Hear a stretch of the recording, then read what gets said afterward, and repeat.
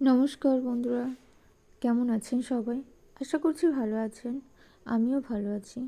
আমার একটি নতুন ভিডিওতে আপনাদের সকলকে জানাই স্বাগত।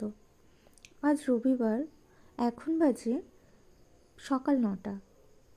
কিন্তু আমি এই যে ভিডিওটা আপনাদের সাথে শেয়ার করছি, এটা বেশ অনেক পুরনো একটি ভিডিও। তো আমি বেশ কিছুদিন ধরে ভাবছিলাম কিছু ভিডিও আপনাদের সাথে শেয়ার করব, কিন্তু আমি ভেবে পাচ্ছিলাম না যে কী ধরনের ভিডিও শেয়ার করা যায়, ডেলি ব্লগ নাকি অন্য কিছু। তো সেটা ভাবতে ভাবতে আজ হঠাৎ করে দেখি এই ভিডিওগুলো। তো আমি ভাবলাম যে এই ভিডিওগুলোই আপনাদের সাথে শেয়ার করি। তো আমি যাচ্ছিলাম তারাপীঠের উদ্দেশ্যে। এটি তারই একটি ভিডিও।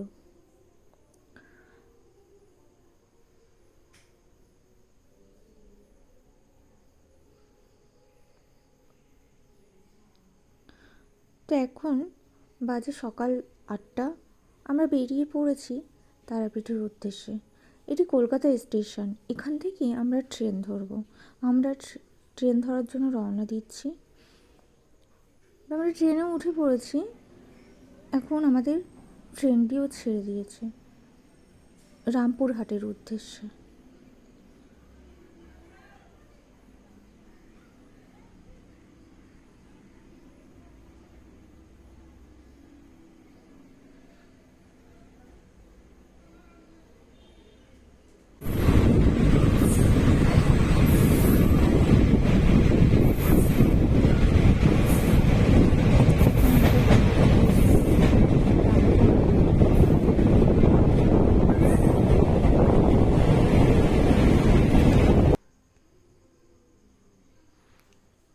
তো বেশ কিছুক্ষণ ট্রেন চলার পরে একজন বাউল, তিনি তার গান শোনাতে শোনাতে আমাদের কাছে এসে উপস্থিত হলেন।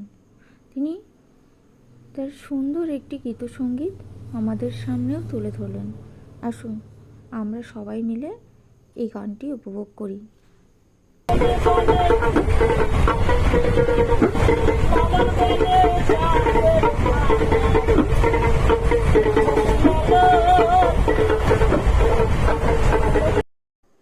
এত সুন্দর একটা গান শুনতে শুনতেই কিন্তু আমরা আমাদের গন্তব্যস্থল রামপুরহাটে পৌঁছে গেছি।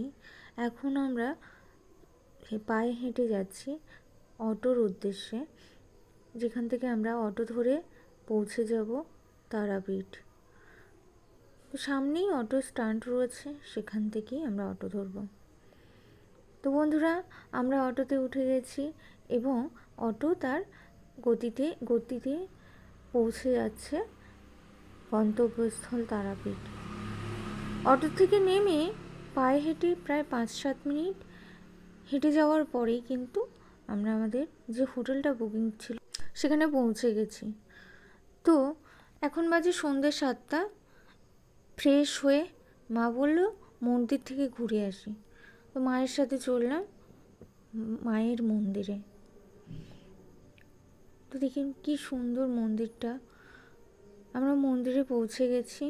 এখানে বেশ কিছুটা সময় কাটাবো এবং মায়ের সন্ধ্যা আরতি দেখে তারপর ফিরবো রুমে। ভিডিওটি এখানেই শেষ করছি। দেখা হবে নতুন একটি ভিডিওতে। ততক্ষণে সবাই ভালো থাকবেন, সুস্থ থাকবেন।